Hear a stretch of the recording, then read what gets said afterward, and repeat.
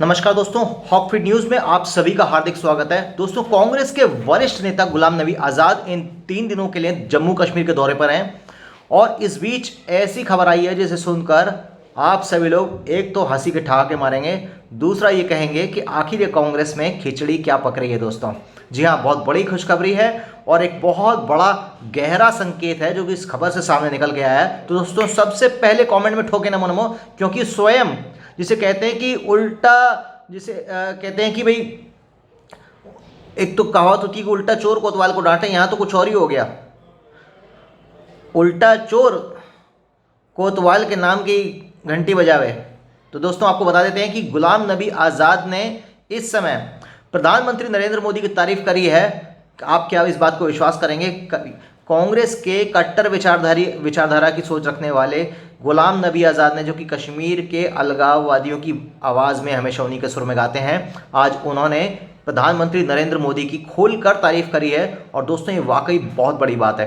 तो ऐसे में कमेंट में लिखें तुरंत नमो नमो। अब आपको बता देता हूं कि मामला दरअसल क्या है कि इस जम्मू कश्मीर के उनके दौरे के दौरान उन्होंने गुलाम नबी आज़ाद ने स्वयं प्रधानमंत्री नरेंद्र मोदी की तारीफ करी और ये कहा कि हमको अपनी सच्चाई हमेशा बतानी चाहिए।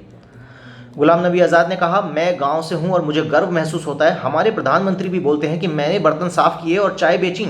हमको अपनी सच्चाई हमेशा बतानी चाहिए क्योंकि हम उसके साथ बड़े हुए हैं। मैं बड़ी बड़ी जगह गया, 5 स्टार होटल्स में गया, 7 स्टार होटल्स में गया, लेकिन अपना समय याद करके मज़ा आ जाता है।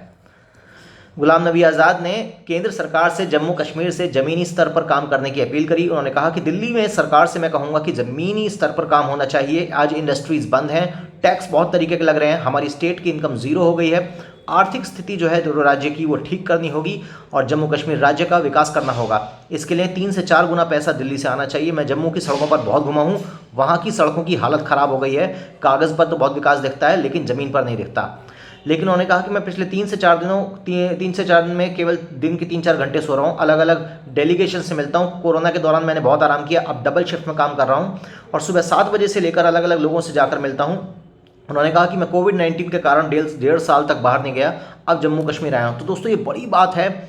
उन्होंने ये कह दिया प्रधानमंत्री मोदी को लेकर कि हम सबको अपनी सच्चाई सामने रखनी चाहिए। यानी उन्होंने भी बता दिया कि दिल से वो भी प्रधानमंत्री नरेंद्र मोदी की तारीफ करते हैं, उनको पसंद करते हैं। दोस्तों, अभी मामला क्या है, क्योंकि कांग्रेस में, जैसे मैंने कल आपको बताया कि कांग्रेस में जिस तरीके का दो फाड़ इस समय होना शुरू हो गया है, जहां एक खेमे में गांधी परिवार और उनके तलवे चाटुकार हैं, वहीं दूसरे खेमे में जिसे G23 के नाम से कहा जाता है, जिसके अंदर बड़े बड़े नेता जैसे कपिल सिब्बल, मनीष तिवारी, आनंद शर्मा और आप बात करें तो गुलाम नबी आज़ाद, ऐसे सरीखे बड़े स्तर के जो राष्ट्रीय स्तर के जो नेता हैं कांग्रेस के, जिन्होंने पूर्व में बड़े बड़े मंत्रालय भी हैंडल करे हैं, वो लोग आज राहुल गांधी परिवार के खून के प्यासे क्यों हो गए हैं? आखिर क्या कारण है कि गुलाम नबी आज़ाद से लेकर कपिल सिब्बल तक, जो कांग्रेस के सबसे बड़े, कहते हैं कि भुजाएं माने जाते थे कांग्रेस के दाएं और बाएं, आज वही नेता पानी पी पी कर राहुल गांधी को कोस रहे हैं। कह रहे हैं कि आज कांग्रेस पार्टी कमज़ोर हो गई है, कांग्रेस पार्टी के अंदर निर्णयात्मक क्षमता नहीं रही है, आज कांग्रेस पार्टी के अंदर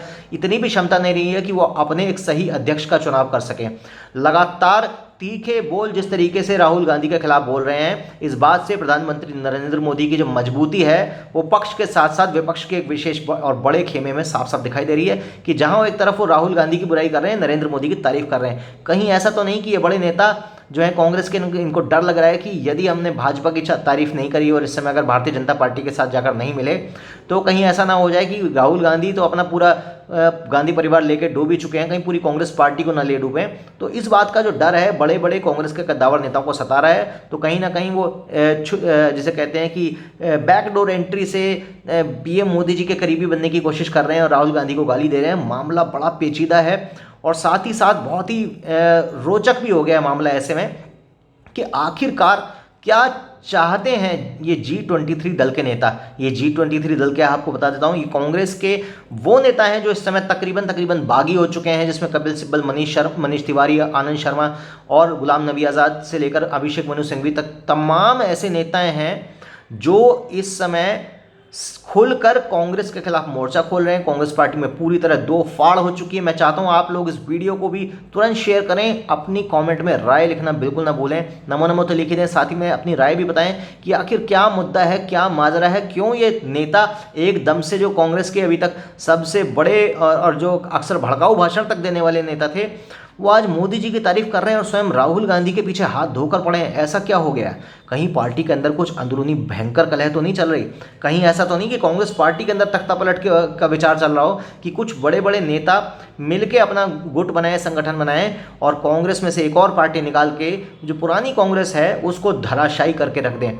आने वाला वक्त ही बताएगा। लेकिन दोस्तों इसी बीच एक और बड़ी खबर आ रही है आपको, जो मैं बता देता हूँ कि योगेंद्र यादव, जो आपने जानते ही होंगे, कभी आम आदमी पार्टी के नेता थे और जो है अब अपनी स्वराज पार्टी चला रहे हैं, जिन्होंने किसान आंदोलन में किसी भी तरीके से भड़काऊ भाषण और तमाम जिस तरीके की हरकतें योगेंद्र यादव की रही, उसके कारण उनकी फजीहत भी होती रहती है। कभी उनके मुंह पे इंक तो कभी कोई कुछ फेंकता है। ऐसे में चाहे निबंध लिखना हो भले ही गाय पर, लेकिन छात्र ज्ञान के अभाव में लिखने लग गए पिता पर आज की स्थिति में तथाकथित किसान आंदोलन के जो किसान नेता हैं, उनके साथ कुछ ऐसा ही हो रहा है जिससे इन सब लोगों के मंसूबे सामने आ गए हैं। इन किसान नेताओं में एक नाम योगेंद्र यादव का भी है, जो कि सच कहें तो प्रधानमंत्री नरेंद्र मोदी की भाषा में आंदोलन जीवी आप समझते हैं ना, वही एक बस खाकी कुर्ता पहन लिया, थका हुआ से झोला पहन लिया मटमैला, और बस किसी ढाबे पे बैठ के 2 बीड़ी पी ली और दिन भर जो है वामपंथ के ऊपर अपना ज्ञान पेल डाला। तो उसी प्रकार के आंदोलन जीवी जो हैं, जो दिन भर क्रांति और संघर्ष की बात करते हैं पर करते कुछ नहीं, एयर कंडीशन हॉल में पड़े रहते हैं, पर दिन भर ट्विटर के माध्यम से और जो है समाचार पत्रों के माध्यम से आंदोलन, क्रांति, मजदूर, किसान, ये वो करते रहते हैं। और जो हमारे देश का जो भोला भाला मजदूरों का और जो किसानों का वर्ग है, उनको बेवकूफ़ बनाते बनाते ये लोग आज बहुत बड़े बड़े सेलिब्रिटी बन गए हैं। इन्हें डिज़ाइनर नेता, मतलब डिज़ाइनर पत्रकार तो आपको जी न्यूज़ वाले सिद्धू चौधरी जी ने बताया ही है, लेकिन ये लोग जो ये मैं एक टर्मिनोलॉजी दे रहा हूँ कि ये डिज़ाइनर नेता हैं। इनकी पार्टी के फॉलोअर तो कोई नहीं है, लेकिन फिर भी इनकी पार्टी जो है, इनको मीडिया बहुत पसंद करती है। क्यों? क्योंकि मीडिया का जो अधिकांश वर्ग है वो है वामपंथी, तो ऐसे लोगों को बहुत ज़्यादा अटेंशन देते हैं ऐसे लोग, क्योंकि वो चाहते हैं योगेंद्र यादव, जिसे कहते हैं ना पद्दू को पद्म सिंह बना दिया, तो योगेंद्र यादव का सीन वही है, पद्दू है, पद्दू को पद्म सिंह बना रखा है लोगों ने, विशेषकर वामपंथी मीडिया ने, कि इस मुद्दे पर योगेंद्र यादव ने वो कहा, फलाना कहा, ढिमका कहा, घंटे की औकात नहीं। जिस पार्टी के मुझे नहीं लगता कि 40 कार्यकर्ता रोड पर खड़े मिल जाएँ आपको, 40 कार्यकर्ता नहीं मिलने किस पार्टी के आपको, स्वराज पार्टी के, मतलब ना इनके बस कि अगर चुनाव लड़ने चले जाएं तो हर इलाके से इनकी जमानत जब्त हो जाए। बल्कि मैं तो कहता हूं इनके कच्चे तक उतरवा लेगा इलेक्शन कमीशन, अगर इनकी जब देखेंगे ना कि इनके पीछे एक वोट नहीं पड़ा, 4 सीट से लड़े और 4 वोट नहीं मिले, तो इलेक्शन कमीशन ये यादव जी के कच्चे उतरवा के रख लेगी। जिस गलतफहमी में रह रहे हैं वो बात इनको छोड़नी पड़ेगी, क्योंकि दोस्तों वाकई तमाम कभी कुछ और कभी कुछ। अब योगेंद्र यादव जो है, इन्होंने क्या किया, अभी हाल ही में BBC पर इन्होंने जो है, एक एंकर ने इनका इंटरव्यू किया, तो भाई साहब जब उसने 2 प्रश्न पूछे तो योगेंद्र यादव जी बगले झांकने लगे, इधर उधर की फालतू की बातें करने लगे।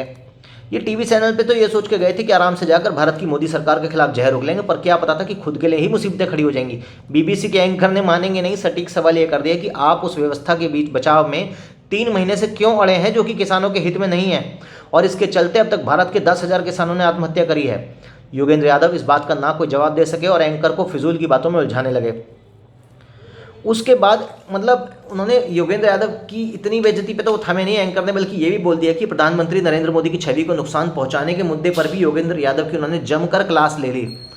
हालांकि BBC में बात थोड़ी सी समझ में नहीं आ रही कि BBC है तो वामपंथी चैनल, लेकिन पहली बार इस तरीके से उन्होंने कुछ कहा है, तो कहीं भैया दुनिया भर में बदलाव हो रहे, कह नहीं सकते। जो कल तक वामपंथी थे, आज तक जब डर के मारे कहें या कैसे भी कहें, अब वो दक्षिणपंथी यानी कि राइट विंग को फॉलो करने लगे हैं दोस्तों।